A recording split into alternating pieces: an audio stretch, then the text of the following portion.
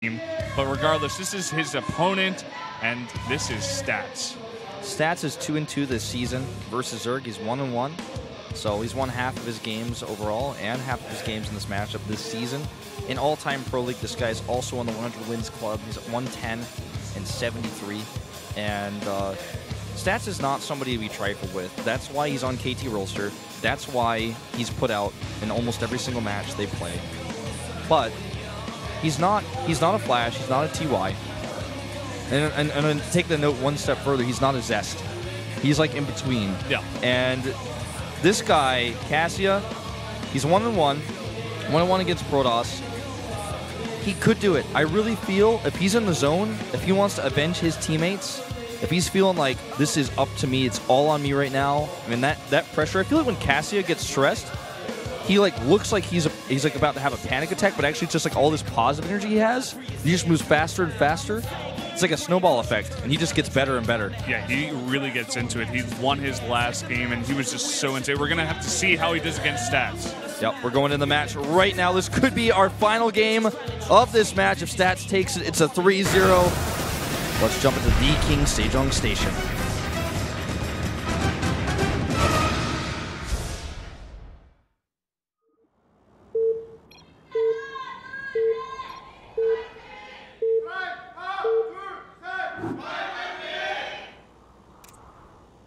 LTA는 SK텔레콤. Up here in the top left, in the red, the Protoss player for KT Rolster, it's Stats. To the bottom right, in blue, the last hope for Prime, it's KassiA. He has to win this game. Not only that, Departure will also have to win for them to go to the ace match. Not looking good, but it could be worse. What is that they're looking at? Oh, it's a couple shot. Oh, that's cute, and they're not even shy to show it. I love that. I wish they had the English headsets on and we could talk to them, just so I could say that I love it. They're adorable.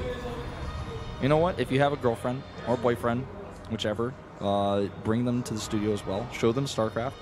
Remember that homework assignment I've been telling everybody about, where you tell somebody who doesn't know about StarCraft, doesn't know about Pro League, about this tournament, and you share the love, you spread it, spread the like, tell somebody that doesn't know about this awesome thing that you like. You guys are doing it. I'm feeling it. I'm very happy about it, and I want you guys to continue. And that's the kind of thing where, you bring your girlfriend to the Pro League studio. She's never watched StarCraft before. She's heard about it. She knows who Boxer is. She lives in Korea, so of course she does. And she knows who Nada is in yellow, but she's never seen StarCraft 2. And she heard that it's a new game, new graphics. And you just ask her to come down to the Pro League studio, and because she likes you, she's going to come. And maybe you make a new fan just by doing that. And then this is not even that you have to bring your girlfriend to Korea and make her come all the way down to the studio. Yeah. That's kind of a big commitment. But if you tell her just, hey, you want to wake up early with me and watch Pro League? Or hey, you're up studying all night, you're done, but do you want to watch just one game with me? And that's how you spread the word. It doesn't have to be your girlfriend. It could be your roommate. Yeah. Could be your cat. Cat's not going to really spread that much esports. Cats are not investing a lot of money in esports right now, so not too concerned about that. They're not spreading the love, but they're showing some support. Sometimes they stay up late with you guys and watch some of these games. We saw some of the pictures you guys sent us on Twitter. Yeah. It was pretty cool to see that. We do have KassiA over here going for that double hatch. Yeah. It's big to note. KassiA, big to note, man. In his last game, actually, he won against Sora. And before that, Sora was looking really, really good. But after he lost to KassiA, kind of lost a little bit of steam. And KassiA gained some of that steam, kind of like crawled over his dead body and kind of like... All right, Astro Boy, because, you and your analogies today. Because KassiA actually is like not Creator's evil twin brother. It's like his twin half cousin or something. They're on the same team. They're both young guys, and they both look kind of evil, so... I'll just say I kind of see where you're going with this, because I almost see where you're going with this. As long as you're somewhere on the same fourth dimensional plane as me, that's enough for me. But basically, KassiA is a player who's been around for a long time, and you guys probably know him as KassiA for you. I've seen this ID floating around on the ladder. I've hit this guy on the ladder back when I was actually, like, once upon a time really good at StarCraft 2. He's somebody who's just been always training, never gave up, stayed around since the beginning of StarCraft 2, and he's playing some of his very first televised matches here. He's up against a 4-gateway pressure coming out from Stats. Identifying this is really, really important. And he says he came from Jeju to see Flash, and he says that Yura, a.k.a. Barbie Prime, is a goddess. That's what he said. I didn't see that part, but I did see the first part. This guy may not get a chance to see Flash if KassiA does not take it, Flash being that 4th player for KT Rolster today. I mean, this timing is basically perfect. He has a sentry at home that'll buy him any time he needs against a counterattack. 4 gateways are ready. 14 Zerlings on the way. Spinecrow on the way. Speed not even close to being ready. Here we go. First round of Warpins. It's ready. 3 Zealots. 4th one will be warped in just a second. And this 3rd base is definitely not sticking around. Yeah, this is such an awesome play against this really quick double hatch here. He's not going to be able to hold this KassiA, even if he throws down a bunch of these spine crawlers. There are none at this 3rd base. He can produce a bunch of Zerglings, and then unless he gets that perfect surround, it's going to be incredibly hard. Only Zealots right now with this Mothership Core. This is something that Stats has started to identify. He's like, okay, with this build, it's hard for you to have a Roach Warren this fast. And he starts to realize, okay, you just don't have a Roach Warren, period. So I'm just going to keep warping in Zealots. And I'm going to send some of the Zealots over here. Some of them are going to defend my pylon. I have 2 pylons. And if he can trade against the Zerglings, he's going to get the best trade possible. Time Warp goes down, but his Zealots are actually a little bit out of position. And this is a good opportunity for KassiA to pick off some of those Zealots, but still, it's just Zealots versus Zerglings. Never a fight you want to take. Look at KassiA is trying to dance his Zerglings around, trying to psych out his opponent. Will get one of the pylons, which eliminates half of the warp inability, and actually will supply block Stats for now, but this base starting to get lower and lower, drops to half health. The 2nd pylon falls, but it just does not matter. He can kill the hatch and then recall, decides to use a time warp instead. And remember, it's just Zealots versus Zerglings. Never going to be larva efficient, never going to be cost efficient. Yeah, we even have this Mothership Core doing a bunch of damage. A lot of these Zealots really low, though. Eventually, he's going to clean this up, but that 3rd base going down, and so many Zerglings were produced here. They are not drones. I'd love to see the drone count. Yeah, 23, 27 out of 36. Even back at home, Stats was making a bunch of probes in the meantime. Chrono boosting it now. Stats is in a really good position. Hello, thanks for coming down. You can do like this guy did and go to the English. You can listen to the English commentary by going and picking up a headset from the info desk. Yep. It's pretty easy, right? I saw he was about to nod. It's pretty easy. This Mothership Core, by the way, is going to stick around and continue to damage this hatchery, meaning that he's going to have to consider sending a queen over there to deal with that. Yeah. That Mothership Core doesn't do enough damage to take it out by itself, but it's going to be very low by the time it gets to full health, or to full completion. These sentries going to be able to stop these outer Zerglings, at least, from getting those rocks. Yeah. Here comes that queen. Wants to make sure that he can keep the hatchery alive. Like you said, it will be low, though, because of that damage. And, you know, KassiA is basically doing... I mean, all things considered, he did a risky build. Looks like he didn't identify what push was coming until it was on the way towards his base. When he saw the Zerling making the pylon, that's when he realized and panicked and started his Spineclaw, started his Zerlings. But with Zerlings alone against a pure Zealot warp and attack, you're always going to have trouble. Right now, Burrow is being researched. He's getting the Roach Warren, finally, and he's adding a few more Zerlings in. He's very, very aggressive with this. Nice force fields here again by Stats, and it's cost him a lot of energy, but it's not really a big problem. The bigger problem will be if he can actually, if KassiA can force a cancel on this Nexus. It's pretty early. He will have to cancel it, I feel. Yeah, he's going to have to cancel that. A lot of energy as well. He doesn't want to lose these sentries, though. Even just this small amount of Zerglings, this is what KassiA has to do to get back in this game. Yep, he's starting Lair now. Looks like he wants to be aggressive and just continue to force cancels on this hatchery, on this Nexus, that is to say. If he can do that, maybe he can get his way back into the game. But now there's a tight wall. There's still so many sentries. He sees the wall up here with the Zealot as well. It feels like, by the way, do you get this impression that sometimes when KassiA sends units across the map, he's like always looking at them, but he still doesn't mess up his macro at home? Here we go. Runs past the force fields this time. There's not a whole lot of energy left. The Mothership Core feebly trying to help out. That Zealot Warping, on the other hand, going to be much more difficult for him to deal with. He's not going to be able to force a cancel on this Nexus. Get some of those expensive sentries. Yeah. This is good trades for KassiA so far. The only thing he's not going to do is cancel that Nexus like you mentioned, but he's getting a bunch of these sentries, a bunch of that energy down. He's just continuing to send these Zerglings across. He is also getting drones at the same time. There's just never a moment where like KassiA accidentally runs his Zerlings into a few Zealots where you're thinking, oh, he must have been doing an inject right now. He just like does not make those mistakes. This is what we were saying about KassiA. His concentration level is his best, his biggest advantage that he has to himself. You can see him getting closer and closer to his monitor the more he plays.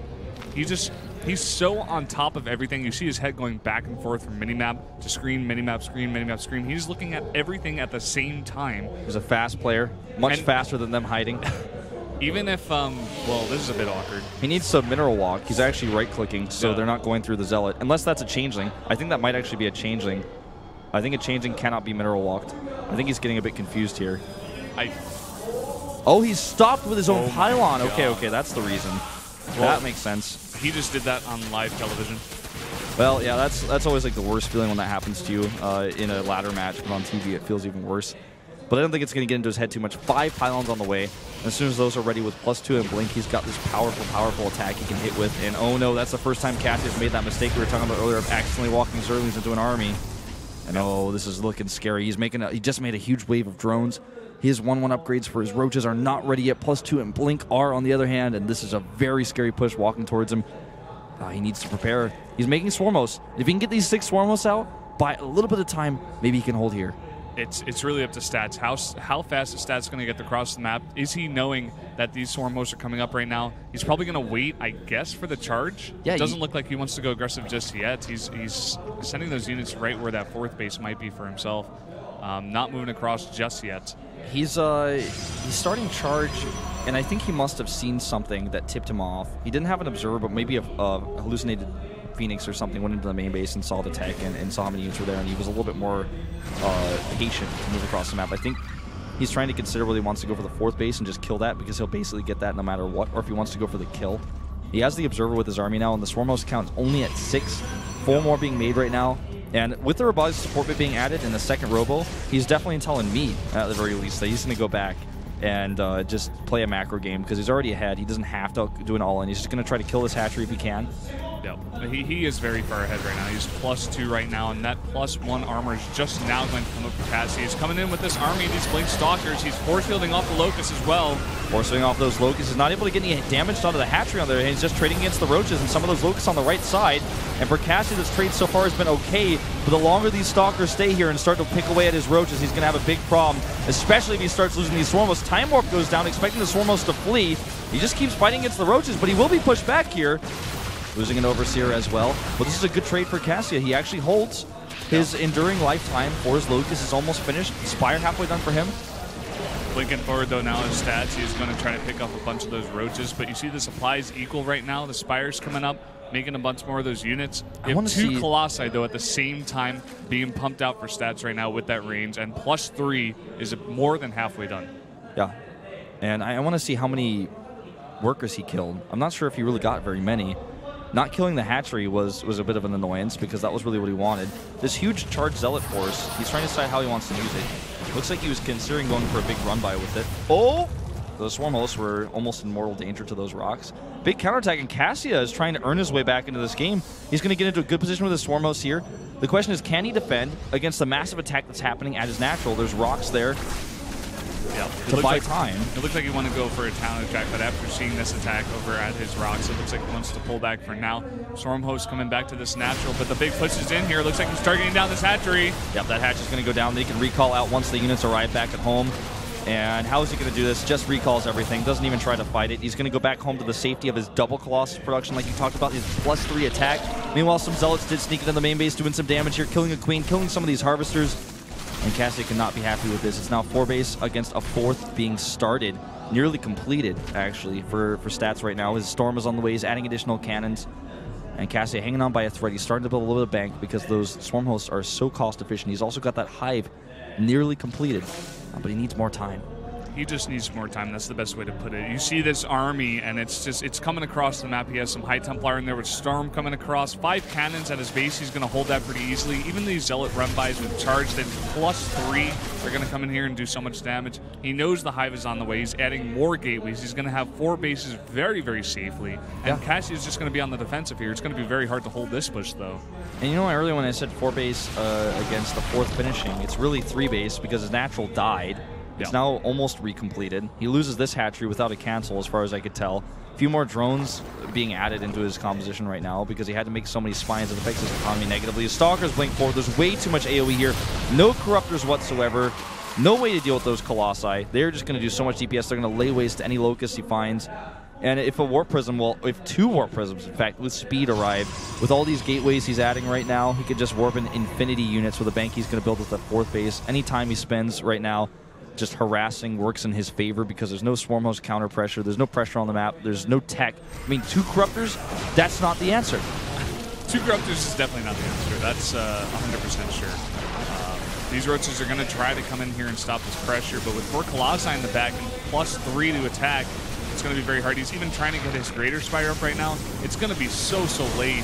Storm going down, yeah. I mean, all of his drones going down to the Colossi as well, stacking up. He's got a flank with Roaches here, but it's just too small. It's so small that the Colossi can almost just fight this by themselves. He's got a Warp Prism over there that can help Mike, or can actually pick up those Colossi. Warp Prism going towards the main base as well. A few Locusts will kill some of those Stalkers, but look at the DPS here with +3, and he just warped in. I can't even count how many Zealots that is on 2 hands into the main base to possibly just target down the Hive. Locust being killed here as well, and he doesn't actually target with these Zealots, but even still, he keeps his Zerg back while he retreats with his main force. Trade's okay against the Roaches on the ground, and he's just eliminating the economy over and over again. Look at the bank, or rather the lack of bank for KassiA right now in Minerals. He's desperately trying to get a few more drones out. His Greater Spire, can he even afford Brewlords? Not really. Yeah. Stats, he did a very good job of getting far ahead. And look at all these Swarm Hosts. They're all going to go down here. He does have that Observer, of course. Oh Every single one goes down. Ouch. And that is game. He's down now 50 supply. The hatchery at the 9 o'clock is gone. The 5th base that he was trying to build is not mining.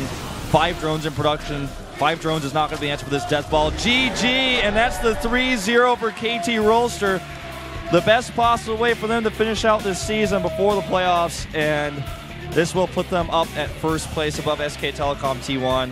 High fives all around here for Stats. This game was lost by KassiA when he had to make Zerglings against that Zealot push that he did not know was coming until too late. He lost way too much larva for that. The cost of the trade for a Pro player who does that is always going to be better 100% of the time, especially when you get the hatchery. It's like, well, you're playing with one hand tied behind your back for the rest of the game.